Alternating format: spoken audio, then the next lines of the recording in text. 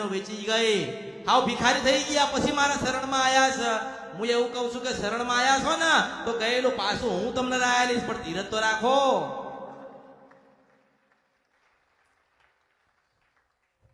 બસ આજે જઈએ ને માને પૂછી લઈએ તો એ સ્વાર્થ કહેવાય, અને હું જવાબ નથી આપતી હો.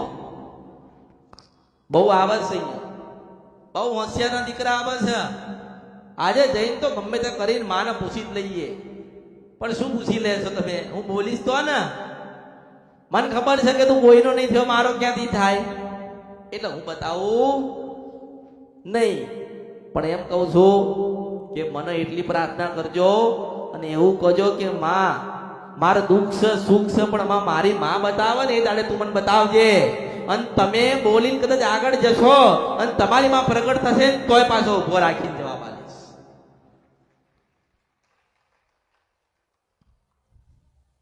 વારા તો કઈ આવવાના નથી. કેમ વારા નહીં આવવાના? કે તમારા બધાનો એક અલગથી વારો મેં લખેલો છે. તમારા દરેકનો વારો આવશે અને દરેકના વારા મારે લેવાના છે, પણ સમય આવે ને ત્યારે થોડી પ્રતીક્ષા, થોડો સમય, થોડી વેદના પડશે, પણ એટલું બધું સુખ આલીશ ને કોઈ દાડો જોયું નહીં.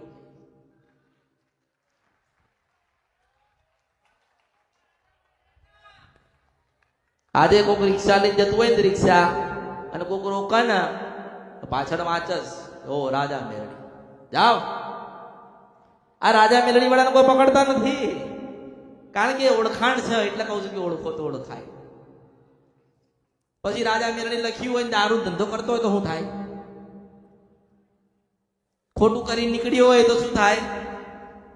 ગાડીની પાછળ લખાવશે રાજા મેલડી અને કામ કરો ખોટા. ઓલી મા એમ કે બાપા મને તું ઉખાડી દે, હું કંટાળી છું, તું ઉખાડી દે, તારા કારણે હું બદનામ થાઉં છું. આ લોકો માતાના નામ પર ખોટું આમ તેમ ધૂણતા પડી જાય આખા.